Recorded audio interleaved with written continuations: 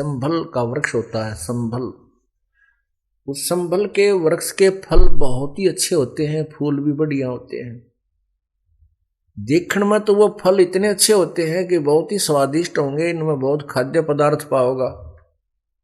उसको जो फोड़ के देखे तो उसमें कपास होती है, रुई होती है, जैसे आंख के डोडा में होती है। एक तोता पक्षी होता है, वो तोता पक्षी जो है ना पके हुए फलों को खाता है, और जब वो संभल का वृक्ष बड़ा होता है तो उसको तोता उस पर आस रखता है कि ये वृक्ष बड़ा होगा, इसका फल लगेंगे। 10-12 वर्ष में वो संभल का वृक्ष बड़ा हुआ, फल लगने लगे। जब फल लगने लगे तो तोते ने सोचा फल पक गया, इसको खा ले तू। संभल के फल को खाने के उद्देश्य से, पके हुए फल को खाने के उद्देश्य से तोते ने चोंच मारी आची दबा के, और वो चोंच मारते ही रुई उसके मुंह में फंस गई चोंच में। अब उसने सोचा था आनंद लूंगा, फल मीठा फल पाओगा, खाऊंगा, और वह चोंच फंस गई उसकी चोंच में, उसने वह रुई फंस गई उसकी चोंच में, जान बचानी मुश्किल होगी।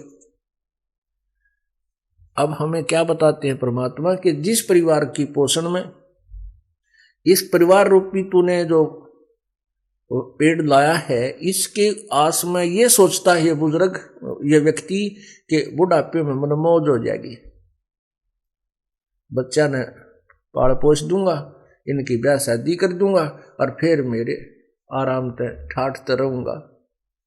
बुढ़ापे में तो रह लिया ठाठते, तेरा जी जानेगा जैसा तू ठाठते रहेगा।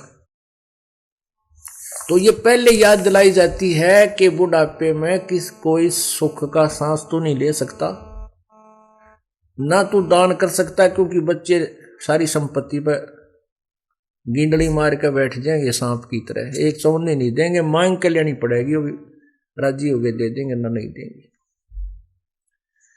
और ना फिर तो किधर सफर कर दोगा बुढ़ापे में, सत्संग सुन चला जा, समस्या बहुत आ जाएंगी, कदे कड़े दुख है, कदे सिर दुख है, कदे जाड़ पड़वानी, कदे आंख पड़वानी, कदे बीपी हाई, कभी लो, क्यों बुढ़ापे में शरीर कम वीक हो जाता है। इसका तो सीमा दे रखी है भगवान, इतने समय के बाद इसमें स्थिति परिवर्तन आएगा ही आएगा। तो परमात्मा हमें याद दिलाते हैं कि तू पहले कर जो करना है, ऋण, भक्ति और दान, ये तीनों काम जवान। फिर भी जो बुजुर्ग हैं, बूढ़े हैं, पुण्यात्मा हैं, यदि परमात्मा के नाम पर लग जाएंगे तो परमात्मा धीरे धीरे उसका रास्ता खोलेगा, उसके शरीर में भी सुख देगा, उनके बच्चों की बुद्धि में परिवर्तन करेगा, क्योंकि प्रभु प्रबल शक्ति है, वो हर परिवर्तन कर सकता है। तो कहने का भाव यह है कि जो पहले लग गए तो बहुत अच्छा, उसके बच्चे भी ठीक लाइन पकड़ जाएंगे, उनकी पुत्र वधुआ होंगी, वह भी भगवान होंगी, भगवान के चरणों में लग जाएंगी, पूरे परिवार में एक सुथरा माहौल बना रहेगा। और जो परमात्मा से दूर हैं या बिल्कुल लास्ट में आएंगे, कोई ऐसी घबराने की बात नहीं है, लाभ उसको भी मिलेगा,